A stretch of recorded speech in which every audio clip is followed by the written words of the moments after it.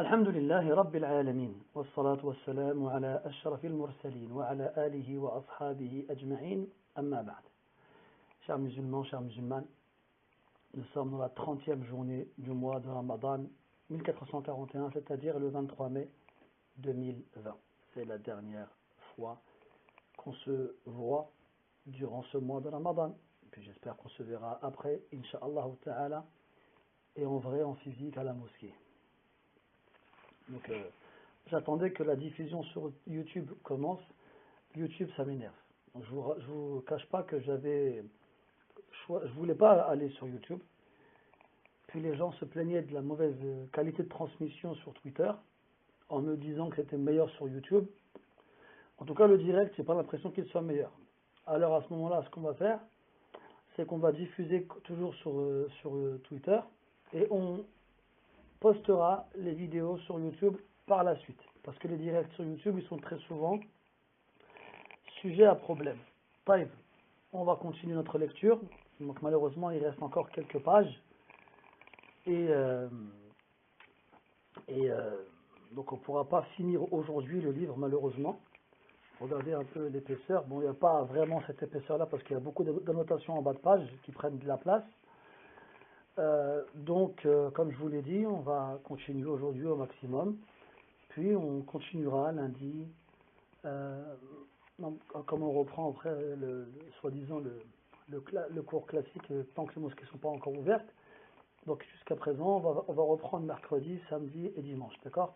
Mercredi, samedi et dimanche, eh bien, on continuera, toujours sur Twitter, ce livre-là, jusqu'à arriver à la fin. Et je pense que d'ici dimanche prochain, on en aura fait le tour, Inch'Allah ta'ala. Donc voilà, nous reprenons là où nous nous sommes arrêtés, avec un chapitre qui a comme titre Rusatul Muwahhidin yanfa'uhum ad-du'a fi an-nar. Donc on a vu précédemment que les gens en enfer imploreront Allah, supplieront Allah de les faire sortir de l'enfer, et on ne leur répondra plus au bout d'un certain temps. Eh bien, comme on le sait, qu'il y aura en enfer des croyants qui iront en enfer à cause de leurs péchés. Et là, il est important de préciser une chose très très très importante. C'est que Allah tabaraka wa ta'ala, il pardonne les petits péchés avec l'istighfar, avec la prière, avec le jeûne, avec les bonnes actions. Allah dit dans le Coran, Innal hasanati yudhibna as-sayyi'at.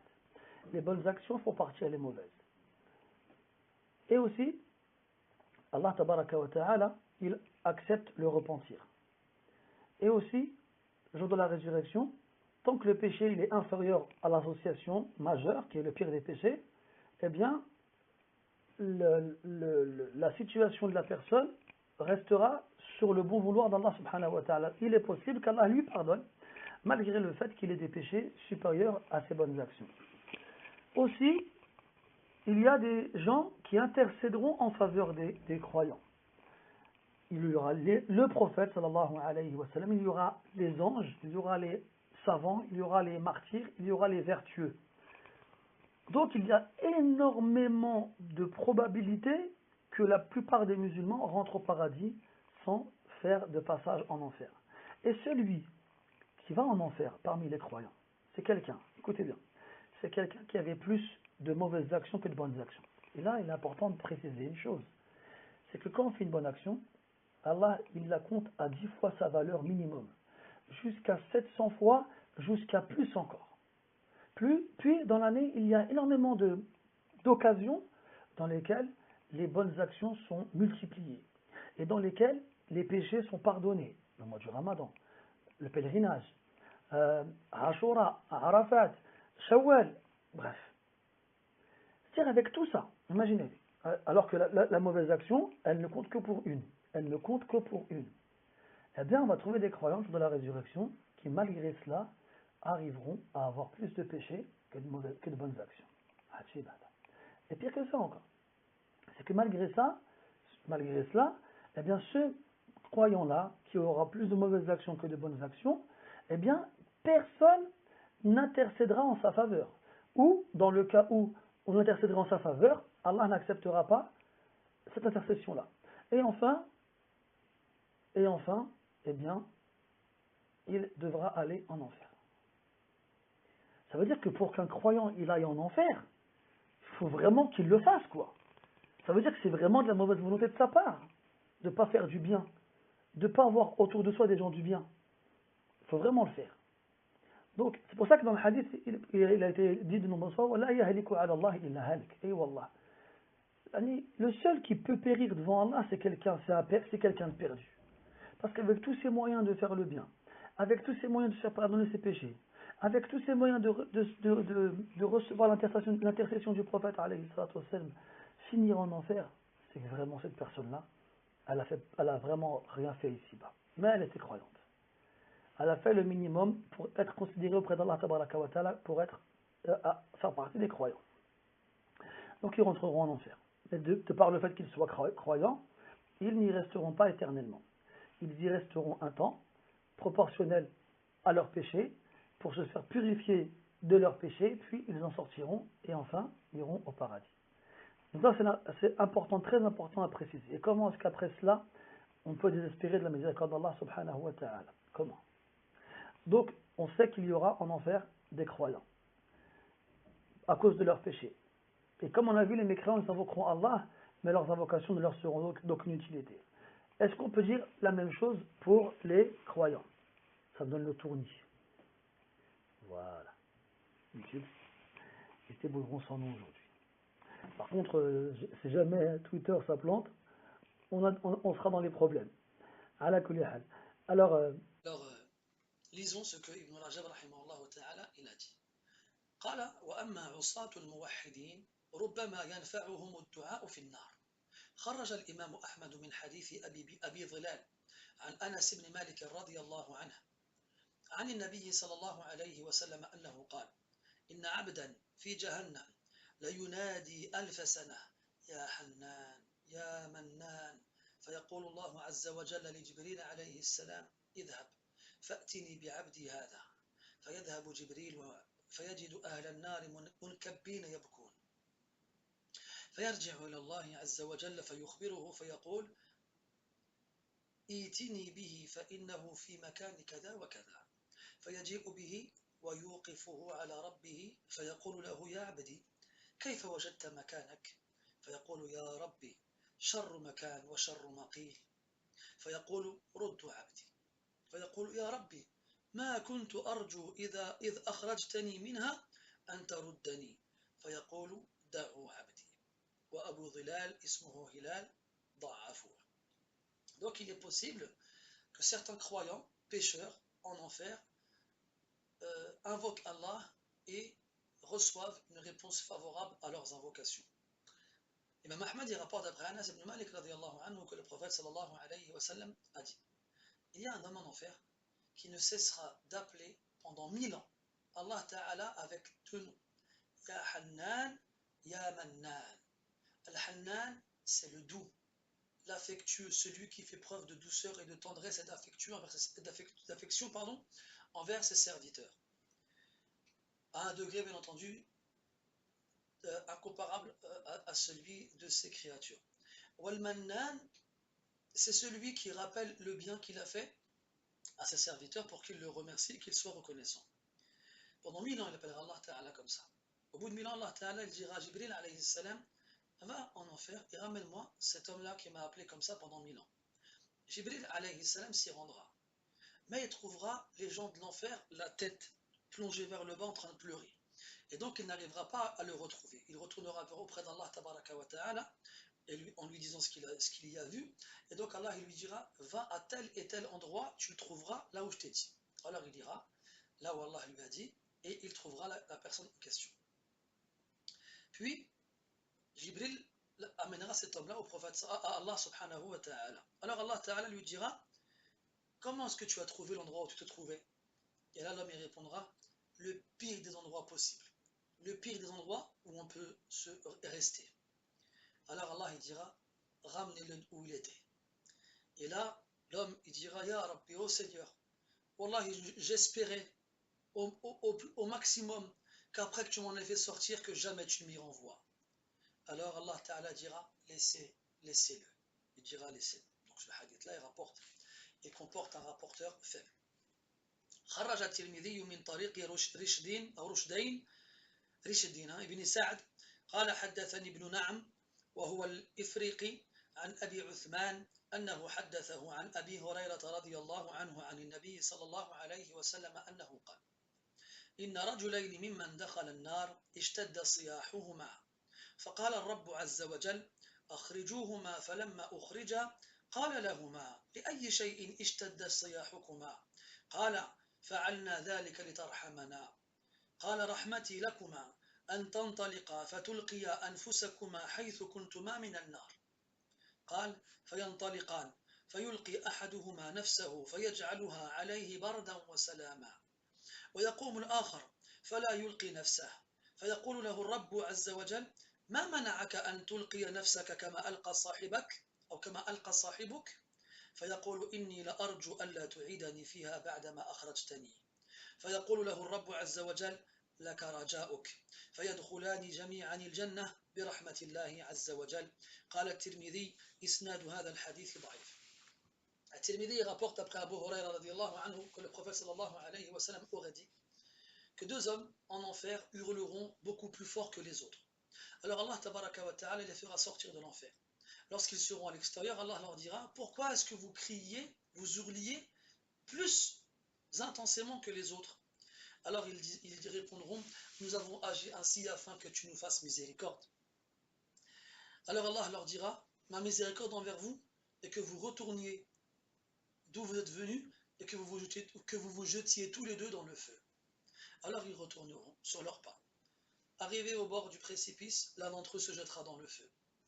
Et lorsqu'il arrivera dans le feu, Allah fera du feu une fraîcheur et une douceur pour lui. Quant à l'autre, il restera debout sur le bord sans se jeter. Alors Allah lui dira, qu'est-ce qui t'a empêché de faire comme ton compagnon qui s'est jeté dans le feu?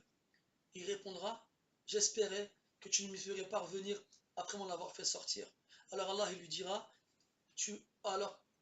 que ton espoir soit exaucé. Pour toi, cet espoir-là sera réalisé. Et ainsi, ils rentreront au paradis ensemble par la miséricorde d'Allah subhanahu wa ta'ala. At-Tirmidhi rahimahullah, il dit que c'est la chaîne de narration de ce hadith est faible. وفي صحيح مسلم عن أنس رضي الله عنه عن النبي صلى الله عليه وسلم أنه قال يخرج من النار أربعة فيعرضون على الله عز وجل فيلتفت أحدهم فيقول أي رب إذ أخرجتني منها فلا تعدني فيها قال فينجيه الله منها وخرجه ابن حبان في صحيحه وعنده فيلتفت فيقول يا ربي ما كان هذا رجائي فيك فيقول ما كان رجاؤك قال كان رجائي إذ أخرجتني منها ألا تعيدني فيها فيرحمه الله فيدخله الجنة. Donc dans Sahih Muslim, d'après Anas, toujours radiallahu anhu, une autre version du hadith, comme quoi il ne faut pas se précipiter pour juger une narration comme étant faible en se basant sur une seule de ses voix. Des fois, elle peut être faible par une voix et authentique par une autre. La preuve, l'imam Muslim le rapporte dans son recueil authentique. D'après Anas toujours. Le prophète dit sallallahu alayhi wa sallam que 4 personnes seront sorties du feu, de l'enfer, puis seront exposées à Allah Azza wa Jal. L'un d'entre eux se retournera vers Allah en disant « Oh Seigneur, maintenant que tu m'en as fait sortir, ne me fais pas revenir. » Et là, Allah, il l'en sauvera et ne lui fera pas retourner. Dans une autre version, quand on dira à cette personne-là retourne en enfer, il dira « Ya Allah, c'était pas ça que j'espérais de ta part. » Allah lui dira « Et qu'est-ce que tu espérais ?» Il répondra « Mon espoir était qu'après m'avoir fait sortir de là-bas, que tu ne me fasses pas revenir. » Alors Allah lui fera miséricorde et le fera rentrer au paradis. وخرج الإمام أحمد من رواية علي بن زيد بن جدعان عن ابن المسيب عن أبي سعيد وأبي هريرة رضي الله عنهما عن النبي صلى الله عليه وسلم أنه قال إن آخر رجلين يخرجان من النار فيقول الله عز وجل لأحدهما يا ابن آدم ما أعددت لهذا اليوم هل عملت خيرا قط هل رجوتني فيقول لا أي رب فيؤمر به إلى النار فهو أشد أهل النار حسرة ويقول للآخر ما أعددت لهذا اليوم هل عملت خيرا قط أو رجوتني فيقول لا أي رب إلا أني كنت أرجوك قال فيرفع له شجرة وذكر الحديث في دخوله الجنة وما يعطى فيها. Imam Ahmad rahimahullah ta'ala il rapporte que le prophète a dit sallallahu alayhi wa sallam les 2 dernières personnes qui sortiront de l'enfer, Allah s'adressera à l'un d'entre eux en lui disant: Ô fils d'Adam, qu'est-ce que tu as préparé pour un jour comme celui-ci? Est-ce que tu as déjà fait des actions vertueuses? Est-ce que tu as déjà espéré en moi? Il répondra: non. Non, Seigneur, jamais. Vous vous rendez compte? Quelqu'un qui a passé sa vie entière sans avoir accompli la moindre action vertueuse, sans avoir espéré de la part d'Allah tabaraka wa ta'ala le moindre bien, alors Allah ta'ala ordonnera à ce qu'il soit renvoyé en enfer. Cet homme-là sera la personne en enfer qui se lamentera le plus et qui regrettera le plus. Parce qu'Allah lui a donné l'occasion de sortir, mais il n'a pas su la saisir et il a dû revenir d'où il a été sorti. Puis Allah s'adressera au second en lui disant: et toi, qu'as-tu préparé pour ce jour-ci? Est-ce que tu as fait la moindre bonne action? Est-ce que tu as espéré en moi? Et là, Allah Ta'ala, et là l'homme il lui répondra: non, je n'ai pas fait de bonnes actions. Sauf que par contre, j'espérais en toi. J'espérais en toi. Alors, Allah il fera sortir un arbre de la terre, et après le hadith il continue là, c'est long. Mais ce qu'il faut retenir dans ce hadith là, c'est 2 choses. Déjà, en termes du sens du hadith, quand il dit que j'ai pas fait d'action de vertueuse, ça ne veut pas dire qu'il n'a jamais fait de bien. S'il n'avait jamais fait de bien, il ne serait jamais sorti de l'enfer. Mais par contre, ce qu'il faut comprendre, c'est que cette personne-là, le bien qu'elle a fait, il est tellement insignifiant, tellement minime à ses yeux, que c'est comme si il n'avait rien. C'est comme si, imaginons, on est ensemble, on veut manger, on se consulte et on décide de cotiser pour acheter à manger pour tout le monde. Alors, je demande aux personnes, chacune à leur tour, combien d'argent elles ont sur elles. Le premier dit: moi j'ai 15 euros. L'autre dit: moi j'ai 20 euros. L'autre dit: moi j'ai 30 euros. L'autre dit: moi j'ai 50 euros. Il y en a un, il a 2 euros. Il n'a pas rien, il a 2 euros. Il va dire quoi? Moi c'est bon, j'ai rien. C'est tellement insignifiant 2 euros par rapport à ce que les autres ont dit, qu'il ne va même pas oser dire j'ai 2 euros. Qu'est-ce qu'on fait avec 2 euros? Même une bouteille de Pepsi ou d'Oasis, on ne pourra pas l'acheter. Et bien c'est la même chose. Devant Allah, ces bonnes actions sont tellement insignifiantes, minimes, presque invisibles, quasi invisibles, que dire oh, j'ai rien fait, ça revient au même. La deuxième chose, c'est l'espoir qu'on a envers Allah Azza wa Jal. C'est pas un espoir qui doit nous tromper. C'est dire bon, moi c'est bon, j'espère qu'Allah il pardonnera, je fais rien et tout va bien. Là, ça marche pas comme ça. C'est un espoir qui doit nous pousser à faire le bien justement. Et enfin, donc ce hadith-là, il continue. Il continue, et bien entendu, toutes les personnes dont on parle tout à l'heure, comme l'imam Ibn Rajab al-Hambali rahimahullah, ce sont les vertueux, les croyants qui sont pécheurs, mais qui ont fait des bonnes actions et qui ont fini en enfer quand même.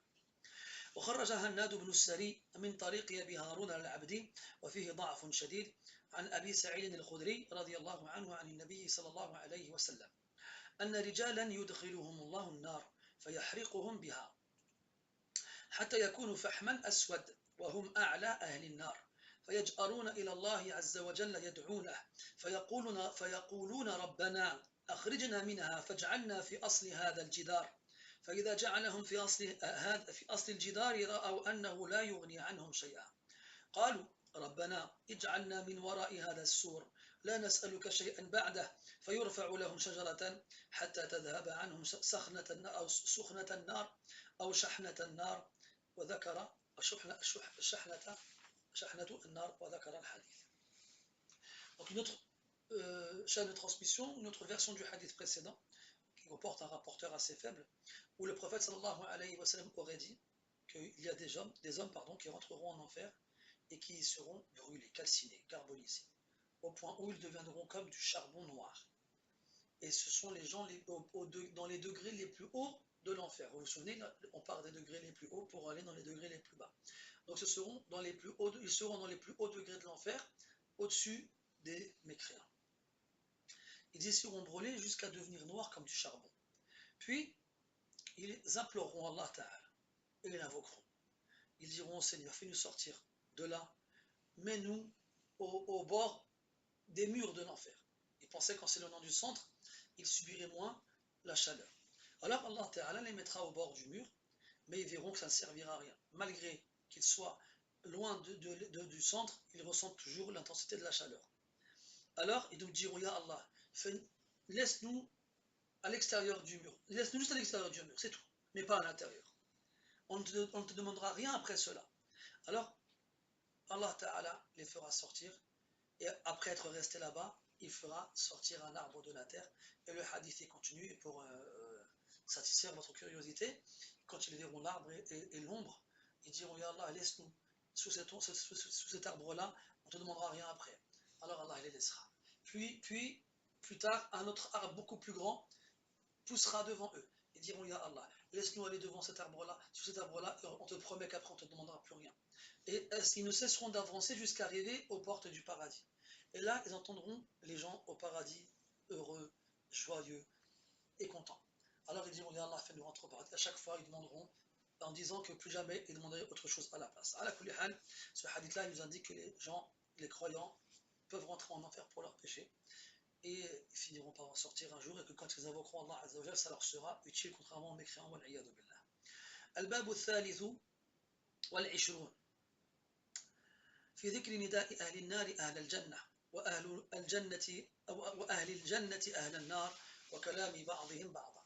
Donc dans ce chapitre-là, on va voir que les gens de l'enfer interpelleront les gens au paradis, comme les gens du paradis interpelleront les gens en enfer. Et qu'est-ce qu'ils se diront les uns les autres? قال الله تعالى: ونادى أصحاب الجنة أصحاب النار أن قد وجدنا ما وعدنا ربنا حقا فهل وجدتم ما وعد ربكم حقا قالوا نعم فأذن مؤذن بينهم اللعنة الله على الظالمين إلى أن قال سبحانه وتعالى: ونادى أصحاب النار أصحاب الجنة أن أفيضوا علينا من الماء أو مما رزقكم الله قالوا إن الله حرمهما على الكافرين. Dans Surat Al-A'raf, Allah Ta'ala, il nous donne un aperçu de ce que les gens du paradis diront aux gens de l'enfer, et de ce que les gens de l'enfer diront aux gens du paradis. Allah Tabaraka wa Ta'ala dit, et les gens du paradis interpelleront les gens de l'enfer. Ils leur diront, certes, nous avons trouvé ce que notre Seigneur nous a promis comme étant la vérité. Et vous, avez-vous trouvé ce que votre Seigneur a promis comme étant la vérité? Ils répondront oui. Et à l'inverse, les gens de l'enfer, quand ils interpelleront les gens du paradis, ils leur demanderont de faire verser sur eux de l'eau, on en avait déjà parlé précédemment, ou de leur donner quoi que ce soit qu'Allah leur a donné au paradis. Et les gens du paradis leur répondront: Inna Allah harramahuma ala al-kafirin. Certes, Allah les a rendus interdits pour les mécréants. قال سفيان بن عيينة عن عثمان الثقفي عن سعيد بن جبير عن ابن عباس رضي الله عنهما في هذه الآية قال: ينادي الرجل أخاه إني قد احترقت فأفض علي من الماء فيقال أجبه فيقول إن الله حرمهما على الكافرين. Ibn Abbas radiallahu anhu dit en commentant ce verset qu'un homme interpellera son frère, son propre frère au paradis. Il lui dira: je suis calciné, verse sur moi de l'eau. Et on dira à son frère au paradis: réponds-lui. Alors il répondra: Inna Allah harramahuma ala al-kafirin. Certes, Allah a interdit cela pour les mécréants. وقال سنيد في تفسيره: حدثنا حجاج عن أبي بكر بن عبد الله قال: ينادي أهل النار يا أهل الجنة فلا يجيبونهم ما شاء الله ثم يقال أجيبوهم وقد قطع الرحم والرحمة فيقول أهل الجنة يا أهل النار عليكم لعنة الله يا أهل النار عليكم غضب الله يا أهل النار لا لبيكم ولا سعديكم ماذا تقولون فيقولون ألم نكن في الدنيا آباءكم وأبناءكم وإخوانكم وعشيرتكم فيقولون بلى فيقولون أفيضوا علينا من الماء أو مما رزقكم الله قالوا إن الله حرمهما على الكافرين. Là, on a Abu Bakr ibn Abdullah, rahimahullah ta'ala, qui, comment dirais-je, met en scène cette discussion lorsque les gens de l'enfer interpelleront les gens du paradis aux gens du paradis. Ils ne leur répondront pas une période assez longue. Puis on leur dira: répondez-leur. Après que les liens de parenté aient été coupés et après que la miséricorde ait été interrompue. Il n'y a plus de lien de parenté, il n'y a plus de miséricorde, c'est fini. Alors les gens du paradis diront aux gens de l'enfer: sur vous, la malédiction d'Allah. Aux gens de l'enfer, sur vous, la colère d'Allah. Aux gens de l'enfer, nous ne vous répondrons pas et ne vous réjouirons pas. Que dites-vous? Que répondez-vous à cela? Alors, ils leur répondront, les gens de l'enfer: N'étions-nous pas vos pères ici-bas, ou vos fils, vos enfants, vos frères, vos familles? Alors les gens au paradis répondront si. Alors les gens de l'enfer diront dans ces cas-là, versez sur nous de l'eau, ou quoi que ce soit qu'Allah vous ait donné. Et là, ils répondront non. Allah a interdit cela pour les mécréants. قال الله عز وجل فأقبل بعضهم على بعض يتساءلون قال قائل منهم إني كان لي قرين يقول أئنك لمن المصدقين قال خليد العصري في قوله تعالى فاطلع فرآه في سواء الجحيم قال في وسطها ورأى جماجم تغلي فقال فلان والله لولا أن الله عز وجل عرفه إياه لما عرفه لقد تغير حبره وسبره فعند ذلك يقول قالت الله إن كدت لتردين. Dans Surat Safat, Allah tabaraka wa ta'ala, je vais déjà parler de cela aussi, comme quoi au paradis, il y a un homme qui dira aux autres qu'il avait ici-bas un compère, un compagnon, qui s'étonnait de voir que lui, il croyait en la résurrection. Résultat, lui, il est au paradis et l'autre, il est en enfer.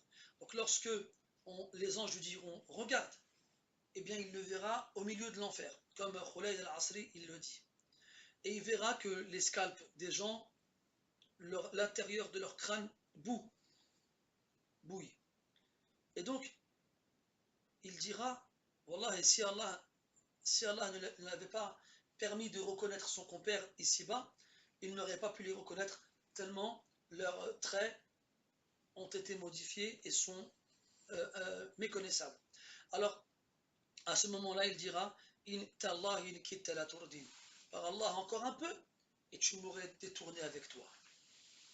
وقال تعالى كل نفس بما كسبت رهينة إلا أصحاب اليمين في جنات يتساءلون عن المجرمين ما سلككم في سقر روى أبو الزعراء عن ابن مسعود رضي الله عنه أنه لا يترك في النار غير هؤلاء الأربعة قال وليس فيهم من خير. وفي حديث مسكين أبي فاطمة عن اليمان بن يزيد عن محمد بن حمير عن محمد بن علي عن أبيه عن جده عن النبي صلى الله عليه وسلم قال خروج أهل التوحيد من النار قال في خروج أهل التوحيد من النار قال ثم يقول الله لأهل الجنة اطلعوا إلى من يبقي في النار فيطلعون إليهم فيقولون ما سلككم في سقر قالوا لم نكن من المصلين أي إنا لم نكن منهم لو كنا لخرجنا معهم خرجه الإسماعيلي وغيره وهو منكر كما سبق ذكره. Donc Allah tabaraka wa ta'ala, sur le Muddathir, du 38e verset au 42e, il nous dit que toute âme est responsable et dépendante de ses actions. Toute âme est dépendante de ses actions. Sauf les gens de la droite, les gens du paradis. Eux, ils seront au paradis à s'interroger sur les gens de l'enfer. Et ils leur diront, qu'est-ce qui vous a mené en enfer? Ils répondront, Lam nakum minal musallin ila akhir al-aya. Ils répondront quatre choses. Lam nakum minal musallin. Nous ne faisions pas partie de ceux qui priaient. Wa lam nakun nut'imul miskin. Et nous ne nourrissions pas le pauvre. Wa kunna nakhudu ma'al kha'idin. Et nous débattions avec ceux qui débattent, sans science ni argument, avec insolence et arrogance et ignorance. Et nous ne croyons pas au jour de la résurrection, de la rétribution. Ibn Mas'ud radiyallahu anhu, il dit qu'après que les croyants soient sortis de l'enfer, il ne restera que ces quatre types de personnes-là. Et quatre types de personnes dans lesquelles il n'y a aucun bien. Aucun bien. Tu te dis musulman? Tu te mettrais en colère si on disait que tu n'étais pas un musulman? Tu fais attention à manger halal, tu fais le ramadan? Eh bien, ce n'est pas normal que tu ne fasses pas la prière. Ce n'est pas normal. Le musulman, il fait la prière. Et un musulman qui ne fait pas la prière, dans quoi il a prouvé qu'il est musulman? Dans quoi? Et dans les actions de l'islam, il n'y a pas une prière, une action qui a de l'importance comme l'importance de la prière. Et même si tu es musulman et que tu fais pas sans faire la prière, eh bien sache que ceux qui ne font pas la prière, comme Allah l'a dit dans le Coran, ils finissent en enfer. Et dans d'autres versions faibles, Le prophète, je l'aurais dit, sallallahu alayhi wa sallam, concernant la sortie des gens des monothéistes musulmans et croyants de l'enfer, comme quoi, après être sortis de l'enfer, alors Allah Ta'ala, il dira aux gens du paradis, regardez qui reste en enfer. Et lorsqu'ils verront qui reste en enfer, ils leur diront, qu'est-ce qui vous a mené en enfer? Et là, ils répondront, nous n'étions pas parmi ceux qui priaient. Et là, il finit en disant, parce que si il faisait partie de ceux qui priaient, il serait sorti avec les autres. Et il y a certaines narrations qui affirment cela, que l'enfer ne peut pas dévorer les parties que l'on posait dans la prière au sol quand on s'en prosternait. Donc celui qui ne prie pas, il sera dévoré par le feu entièrement. والعياذ بالله. قال الإمام أحمد حدثنا علي بن حفص قال حدثنا الثوري عن ابن أبي خالد عن الشعبي أنه قال يشرف قوم في الجنة على قوم في النار فيقولون ما لكم في النار إنما كنا نعمل بما كنتم تعلمون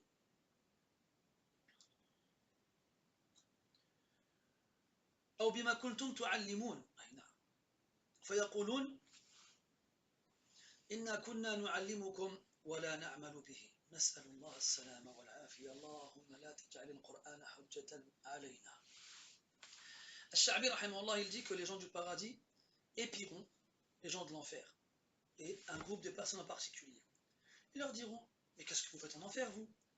Nous ne faisions qu'accomplir ce que vous nous enseigniez, ce que vous nous appreniez. Et là, ils leur répondront, oui, on vous enseignait, mais on n'œuvrait pas. Ya Allah, le genre de hadith-Allah qui fait froid dans le dos et qui glace le sang à toute personne qui a la responsabilité d'enseigner quoi que ce soit aux autres. Qu'Allah fasse que ce soit un argument pour nous et pas contre nous.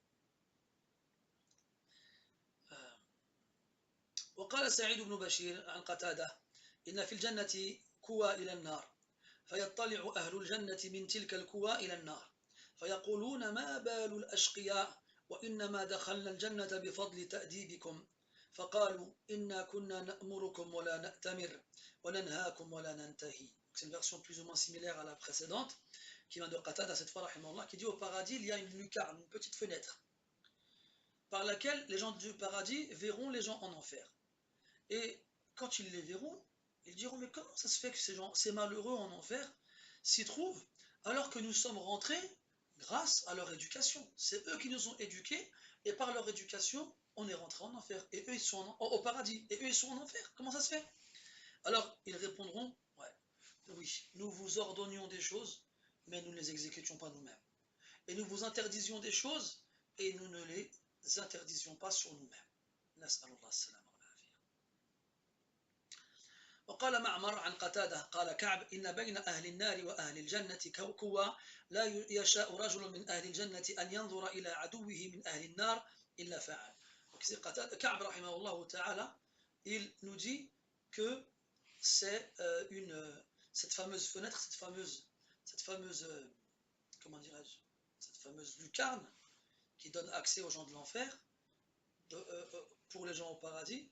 Eh bien, il n'y a pas une personne au paradis qui voudra voir son ennemi en enfer sans qu'il ne puisse le faire par le biais de cela. Je viens de voir un message comme quoi apparemment la diffusion sur Twitter ne fonctionne pas non plus.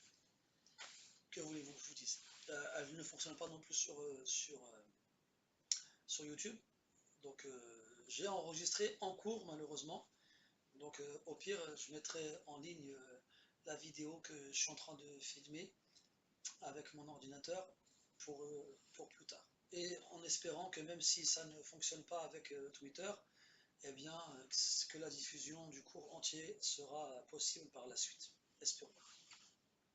وقال أحمد بن أبي الحواري حدثنا عبد الله بن عتاب عن الفزاري أنه قال لكل مؤمن في الجنة 4 أبواب باب يدخل عليه زواره من الملائكة وباب يدخل عليه أزواجه من الحور العين وباب مقفل فيما بينه وبين أهل النار يفتح إذا شاء أو يفتح إذا شاء أن ينظر إليهم لتعظم النعمة عليه وباب فيما بينه وبين دار السلام يدخل فيه على ربه إذا شاء. Al-Fazari rahimahullah ta'ala, il dit qu'il y a au paradis pour chaque personne dans sa demeure 4 portes. Une porte par laquelle les visiteurs parmi les anges rentrent chez lui, et une porte par laquelle ses épouses parmi les hur al-'ain du paradis rentrent chez lui, et une porte fermée qui donne sur l'enfer. Lorsqu'il veut voir les gens en enfer, elle s'ouvrira. Pour quelle raison? Comme ça, il sera encore plus conscient de la valeur du bienfait dans lequel il se trouve. Et enfin, une dernière porte qui donne accès à Dar al-Salam, une partie du paradis où il pourra y voir son Seigneur quand il le voudra. Qu'Allah nous compte parmi eux. وخرج ابن أبي حاتم بإسناده عن الضحاك في قوله تعالى فاليوم الذين آمنوا من الكفار يضحكون على الأرائك ينظرون على الأرائك من الدر والياقوت ينظرون يعني على السرر ينظرون وكان ابن عباس يقول السرر بين الجنة والنار فيفتح أهل الجنة الأبواب فينظرون على السرر إلى أهل النار كيف يعذبون ويضحكون منهم ويكون ذلك مما يقر الله به أعينهم أو يقر الله به أعينهم أن ينظروا إلى عدوهم كيف ينتقم الله منه. Allah il dit dans le Mutaffifin, les versets 34 et 35, où le jour où ceux qui ont cru riront à leur tour des mécréants. Sur les divans, des divans qui sont creusés dans de la perle et dans des pierres précieuses, des rubis, des diamants, ils regarderont, ils contempleront. C'est-à-dire ils seront accoudés, allongés sur leur divan à contempler. Et Ibn Abbas, lui, il dit que ces divans, ces lits, sur lesquels se prélasseront les gens du paradis, se trouveront entre le paradis et l'enfer. Et de là-bas, ils pourront regarder les gens en enfer se faire châtier et ils riront d'eux. Ils riront sur eux. Et cela fait partie des moyens avec lesquels Allah Tabaraka wa Ta'ala réjouira ses alliés au paradis de pouvoir voir leurs ennemis ici-bas qui leur faisaient tant de mal, comment Allah se venge d'eux en les châtiant ainsi. وخرج البيهقي وغيره من حديث علي بن أبي سارة عن ثابت عن أنس رضي الله عنه عن النبي صلى الله عليه وسلم أن رجلا من أهل الجنة يشرف يوم القيامة على أهل النار فيناديه رجل من أهل النار يا فلان هل تعرفني؟ فيقول لا والله لا أعرفك من أنت؟ فيقول أنا الذي مررت بي في دار الدنيا فاستسقيتني شربة ماء فأسقيتك قال قد عرفت فاشفع لي بها عند ربك قال فيسأل الله عز وجل فيقول يا ربي شفعني فيه فيؤمر به فيخرج من النار. Une dernière narration rapportée par Al-Bayhaqi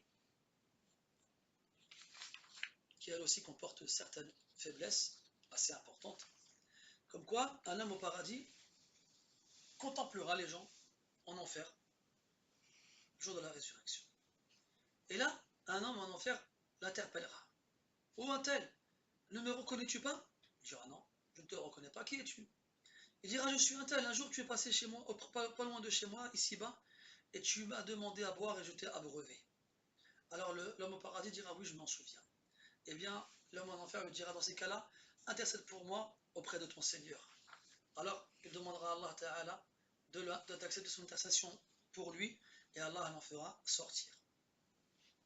Donc ce hadith-là, il est assez faible, comme on l'a dit tout à l'heure, mais dans tous les cas, quand même il serait accepté, eh bien, ça concernerait une personne toujours croyante, qui a été croyante ici-bas, et qui se retrouve en enfer pour ses péchés.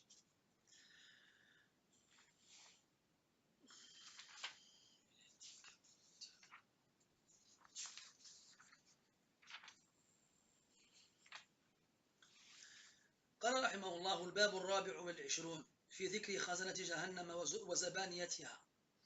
Le chapitre 24 qui va nous parler des gardiens de l'enfer et des gardiens de l'enfer et de ceux qui sont chargés de châtier les gens en enfer là-bas.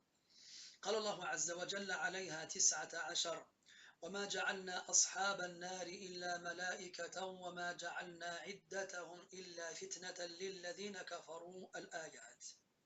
قال آدم بن أبي إياس حدثنا حماد بن سلمة قال حدثنا الأزرق بن قيس عن رجل من بني تميم أنه قال كنا عند أبي العوام فقرأ هذه الآية عليها 19 فقال ما تقولون أتسعة عشر ملكا قلنا بل 19,000 فقال ومن أين علمت ذلك قال قلت لأن الله تعالى يقول وما جعلنا عدتهم إلا فتنة للذين كفروا قال أبو العوام صدقت وبيد كل واحد منهم مرزبة من حديد لها شعبتان فيضرب بها الضربة يهوي بها 70,000 أو فيضرب بها الضربة يهوي بها 70,000 بين منكبي كل ملك منهم مسيرة كذا وكذا.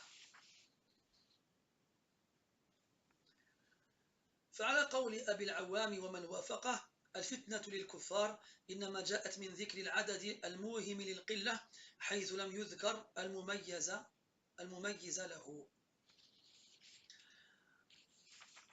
طيب, dans le verset 30 et 31 de Surat Al-Muddathir, Allah Azza wa Jalla il dit que sur l'enfer il y a 19, en s'arrêtant à 19. Puis il dit, et nous n'avons fait des compagnons de l'enfer, en parlant des anges de l'enfer, que des anges. Et nous n'avons fait de leur nombre qu'une épreuve pour les mécréants. Une épreuve pour les mécréants. Abu al-Awwam, il a lu ce verset en compagnie de certaines personnes, et leur a dit, qu'en pensez-vous? Est-ce que c'est 19 anges? Ils ont dit non, ce sera 19 000 anges. Alors il leur a dit, comment savez-vous cela? Ils ont répondu, parce qu'Allah a dit dans le verset après, وَمَا جَعَلْنَا عِدَّتَهُمْ إِلَّا فِتْنَةً. Et nous n'avons fait de leur nombre qu'une épreuve. Et là, Abu al-Awwam, il a répondu, tu dis vrai. Et dans les mains de chacun de ces anges-là, une massue de fer qui aura deux branches. Lorsque le damné en enfer sera frappé avec, 70 000 anges accourront. Entre les épaules de chacun, il y a une distance équivalente à tel et tel nombre de jours de voyage. Et en fait, ici, l'auteur il nous apprend que les savants divergent sur le sens de ce verset. Est-ce que c'est 19 anges seulement, ou bien est-ce que c'est 19 sans qu'Allah ait évoqué ce qui vient après? 19 000, 19 millions, 19 milliards, c'est une fitna pour les mécréants. C'est-à-dire dans le sens où Allah il leur a fait croire qu'il n'y en aurait pas beaucoup, alors qu'en vrai, il y en aura énormément. Et ça, c'est un avis qui existe chez les salafs. ويشبه هذا ما روى سعيد بن بشير عن قتادة في قوله وما يعلم جنود ربك إلا هو أي من كثرتهم. Et Saïd ibn Bashir, et Qatada, pardon, rahimahullah ta'ala, justement, il confirme cela. À la fin du même verset, Allah ta'ala dit وَمَا يَعْلَمُ جُنُودَ رَبِّكَ إِلَّا هُ. Et nul ne connaît l'étendue des armées de ton Seigneur en dehors de lui, subhanahu wa ta'ala.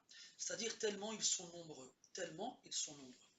وكذلك ما روى إبراهيم بن الحكم بن أبان وفيه ضعف عن أبيه عن عكرمة أنه قال إن أول من وصل من أهل النار إلى النار وجدوا على الباب 400,000 من خزنة جهنم مسودة وجوههم كالحة أنيابهم قد نزع الله الرحمة من قلوبهم ليس في قلب واحد منهم مثقال ذرة من الرحمة لو طار الطائر من منكب أحدهم لطار شهرين قبل أن يبلغ المنكب الآخر ثم يجدون على الباب 19 عرض صدر أحدهم 70 خريفا ثم يهوون من باب إلى باب 500 سنة حتى يأتوا الباب ثم يجدون على كل باب منها من الخزنة مثل ما وجدوا على الباب الأول حتى ينتهوا إلى آخرها خرجه ابن أبي حاتم. وهذا يدل على أن على كل باب من أبواب جهنم 19 خزانا هم رؤساء الخزنة تحت يد كل واحد منهم 400,000. Il y a une autre version qui est attribuée à Ikrima, un des élèves de Abdullah ibn Abbas, dans laquelle il nous dit que les premiers des gens de l'enfer à arriver en enfer trouveront devant la porte 400 000 anges. 400 000 anges parmi les gardiens de l'enfer. Les visages noirs, les crocs acérés. Allah a enlevé de leur cœur toute trace de miséricorde. Il n'y a pas l'équivalent d'une fourmi de miséricorde dans leur cœur. Si un oiseau volait entre les deux épaules d'un de ces anges-là, il lui faudrait 2 mois pour arriver à destination. Puis ensuite, après ces 400 000 anges, ils trouveront les fameux 19 anges auxquels Allah a fait référence dans le verset. La largeur de la poitrine de l'un d'entre eux se parcourt en 70 automnes, 70 ans. puis ils ne cesseront de tomber d'une porte vers l'autre sur une distance qui se parcourt en 500 ans. C'est-à-dire que le temps de leur chute s'écoulera, durera 500 ans, jusqu'à arriver à la prochaine porte. Et ils ne cesseront de faire ainsi, et à chaque porte, ils trouveront toujours 400 000 anges parmi les gardiens de l'enfer, avec chaque porte en plus de la première qu'ils ont trouvée. Et ils tomberont à nouveau jusqu'à arriver au fond de l'enfer. Et ça veut dire, ce texte veut dire, comme il dit Ibn Rajab, que dans chaque porte des portes de l'enfer, on y trouve 19 gardiens, et avec eux, 4 qui sont les gardiens en chef, et avec eux, 400 000 anges. Dans chaque porte, 19, et avec eux, 400 000. Ça, c'est un avis chez les salafs. والمشهور بين السلف والخلف أن الفتنة إنما جاءت من حيث ذكر عدد الملائكة الذين اغتر الكفار بقلتهم وظنوا أنهم يمكنهم مدافعتهم وممانعتهم ولم يعلموا أن كل واحد من الملائكة لا يمكن البشر كلهم مقاومته أو البشر كلهم مقاومته ولهذا قال الله تعالى وما جعلنا أصحاب النار إلا ملائكة وما جعلنا عدتهم إلا فتنة إلى قوله وما يعلم جنود ربك إلا هو. Sinon l'avis le plus connu chez les anciens et chez ceux qui sont venus après eux, c'est qu'en fait ils seront bien 19. Et qu'Allah tabaraka wa ta'ala a fait de ce nombre-là une fitna, une épreuve pour les mécréants qui se sont enorgueillis et ont été trompés par leur nombre important par rapport à ce nombre qui paraît dérisoire. Ils pensèrent que par leur nombre, il leur serait possible de repousser ces 19 anges en enfer et de les empêcher de les châtier. Mais ils ignoraient qu'Allah a donné à un de ces 19 anges suffisamment de force pour contraindre et châtier toute l'humanité du premier au dernier, sans aucune difficulté. C'est pour ça qu'Allah a dit dans le verset, et nous n'avons fait des gens de l'enfer que des anges, et nous n'avons fait de leur nombre qu'une fitna pour ceux qui ont mécru. À la fin, Allah Ta'ala dit, et ne connaît l'étendue des armées de ton Seigneur que lui, subhanahu wa ta'ala. قال السدي إن رجلا من قريش يقال له أبو الأشدين قال يا معشر قريش لا يهولنكم 19 أنا أدفع عنكم بمنكب الأيمن 10 من الملائكة وبمنكب الأيسر 9 الباقية ثم تمرون إلى الجنة يقوله مستهزئة فقال الله عز وجل وما جعلنا أصحاب النار إلا ملائكة وما جعلنا عدتهم إلا فتنة للذين كفروا. Donc il a été rapporté qu'il y avait un homme chez Quraysh qu'on appelait Abu al-Ashaddayn. C'était un homme très très fort. Il a dit aux gens de Quraysh, ne vous inquiétez pas par les 19. Ne soyez pas inquiets par les 19. J'en repousserai 10 avec mon épaule droite et les 9 qui restent avec mon épaule gauche. Puis après, vous pourrez aller au paradis. Il disait ça en se moquant. Et c'est là qu'Allah a révélé le verset, c'était précédemment. وقال قتادة ذكر لنا أن أبا جهل حين نزلت هذه الآية قال يا معشر قريش أما يستطيع كل عشرة منكم أن يأخذوا واحدا من خزنة النار وأنتم الدهم وصاحبكم هذا يزعم أنها 19. Et Qatada lui dit qu'il s'agissait d'Abu Jahl qui se moquait de ce verset. Lorsqu'il a été révélé, il s'adressait à Quraysh en leur disant n'êtes-vous pas capable de créer des groupes de 10 personnes afin que chaque dizaine de personnes puissent s'occuper d'un de ces anges? Celui-ci, en parlant du prophète sallallahu alayhi wa sallam, a dit qu'il n'était que 19. Et c'est vous les hommes forts et robustes, vous n'aurez rien à craindre. وقال قتادة في التوراة والإنجيل إن خزنة النار 19. Qatada dit rahimahullah que dans la Torah et dans l'Évangile, il a été dit aussi que le nombre de gardiens de l'enfer est de 19. وروي حديث عن الشعبي عن البراء رضي الله عنه في قوله الله عز وجل عليها 19 قال إن رهطا من يهود سألوا رجلا من أصحاب النبي صلى الله عليه وسلم عن خزنة جهنم فقال الله ورسوله أعلم فجاء رجل فأخبر النبي صلى الله عليه وسلم فأنزل الله عليه ساعة إذ عليها 19 فأخبر أصحابه وقال أدعوهم فجاءوا فسألوه عن خزنة جهنم فأهوى بأصابع كفيه مرتين وأمسك الإبهام في الثانية خرجه ابن أبي حاتم وحريث هو ابن أبي مطر ضعيف. Donc on a un hadith rapporté par Al-Sha'bi d'après le Bara comme quoi concernant le verset qui dit qu'il y a 19 anges chargés de l'enfer, comme quoi un groupe de juifs ont interrogé un des compagnons du prophète sallallahu alayhi wa sallam au sujet des gardiens de l'enfer. Il a dit Allah et son messager savent mieux. Il ne savait pas leur répondre. Alors un homme a été voir le prophète et l'a informé de la question des juifs, alayhi salatu wassalam, et à ce moment-là, Allah il lui a révélé le verset où Allah il dit alayha tis'ata ashar, 19 seront chargés d'y veiller en enfer. Alors le prophète en a informé ses compagnons et il a demandé à ce que les juifs qui avaient posé la question soient appelés. Quand ils arrivèrent et qu'ils interrogèrent le prophète sur les gardiens de l'enfer, il a pris ses deux mains et il a fait 2 fois comme ça pour indiquer 20, et la deuxième fois, il a gardé son pouce, il a fait comme ça, 10, puis il a fait 10 une deuxième fois en gardant son pouce pour montrer comme quoi ils sont 19. وخرجه الترمذي من طريق مجالد عن الشعبي عن جابر رضي الله عنه قال أنه قال ناس من اليهود لناس من أصحاب النبي صلى الله عليه وسلم هل يعلم نبيكم عدد خزنة جهنم؟ قالوا لا ندري حتى نسأله فجاء رجل إلى النبي صلى الله عليه وسلم فقال يا محمد غلب أصحابك اليوم قال وبما غلبوا؟ قال سألتهم يهود هل يعلم نبيكم عدد خزنة جهنم؟ قال فما قالوا لا ندري حتى نسأل نبينا صلى الله عليه وسلم قال أيغلب قوم سئلوا عما لا يعلمون فقالوا لا نعلم حتى نسأل نبينا لكنهم قد سألوا نبيهم فقالوا أرنا الله جهرة علي بأعداء الله إني سائلهم عن تربة الجنة وهي الدرمك فلما جاءوا قالوا يا أبا القاسم كم عدد خزنة جهنم قال هكذا وهكذا في مرة 10 وفي مرة 9 قالوا نعم وهذا صح من حديث حريث المتقدم قاله البيهقي وغيره. Donc une autre version du hadith précédent qui est plus authentique rapporté par At-Tirmidhi, comme quoi donc les juifs ont interrogé les compagnons du prophète sallallahu alayhi wa sallam, est-ce que votre prophète connaît le nombre des gardiens de l'enfer? Ils répondirent on ne sait pas, jusqu'à ce qu'on lui demande. Alors un homme qui a assisté à cette scène-là est venu en courant voir le prophète en lui disant sallallahu alayhi wa sallam, oh Muhammad, aujourd'hui tes compagnons ont été battus. Il a dit par quoi ont-ils été battus?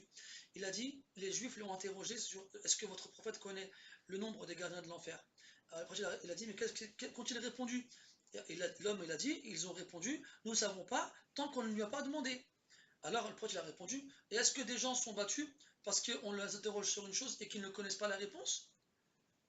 Et ils ont dit, nous ne savons pas tant qu'on n'a pas demandé au prophète sallallahu alayhi wa sallam. Alors que eux, les juifs, ils ont demandé à leur prophète, ils ont dit à Moussa alayhi salam, fais-nous voir Allah clairement. Et Allah ta'ala les a foudroyés. Le prophète a dit quoi? Ramenez-moi les ennemis d'Allah subhanahu wa ta'ala. Moi je vais les interroger à mon tour sur la terre qu'il y a au paradis, de quoi a-t-elle fait? Lorsqu'ils sont arrivés, ils ont dit, oh Abul Qasim, combien sont les gardiens de l'enfer? En fait il a répondu, comme ci, comme ça. Il a fait ça et ça. Ils sont 19, comme dans le hadith précédent, et ils ont dit, c'est vrai, tu dis vrai. وخرج الإمام أحمد من حديث عبد الله بن عمرو بن العاص رضي الله عنهما خرج علينا رسول الله صلى الله عليه وسلم يوما كالمودع فقال أنا محمد النبي الأمي 3 ولا نبي بعدي أوتيت فواتح الكلم وخواتمه وجوامعه وعلمت كم خزنة النار وحملة العرش وذكر بقية الحديث. Puis on a un hadith rapporté par Abdullah ibn Amr ibn al-As radiyallahu anhuma où le prophète sallallahu alayhi wa sallam est sorti un jour de chez lui à leur rencontre comme s'il allait leur faire ses adieux. Et il disait je suis Mohammed le prophète illettré, il l'a répété 3 fois, puis il a dit il n'y aura pas de prophète après moi. Allah m'a donné tout l'ensemble des mots, ce qui permet de les conclure et ce qui permet de les réunir. Comme il m'a été enseigné le nombre des gardiens de l'enfer et des porteurs du trône, et le hadith il continue. Donc on va s'arrêter ici pour aujourd'hui Inch'Allah. Donc demain bien entendu il n'y aura pas d'intervention. Je vous dis en avance, taqabbal Allahu minna wa minkum. وغفر الله لنا ولكم وكل عام وأنتم بخير وصحة وعافية وزيادة في الإيمان والطمأنينة والإسلام. Et je vous donne rendez-vous lundi Inch'Allah ta'ala. سبحانك اللهم وبحمدك أشهد أن لا إله إلا أنت نستغفرك ونتوب إليك وصلى الله على نبينا محمد وعلى آله وصحبه أجمعين. Non, pas lundi, mercredi. De toute façon, je vous écrirai un message Inch'Allah. Salam alaikum.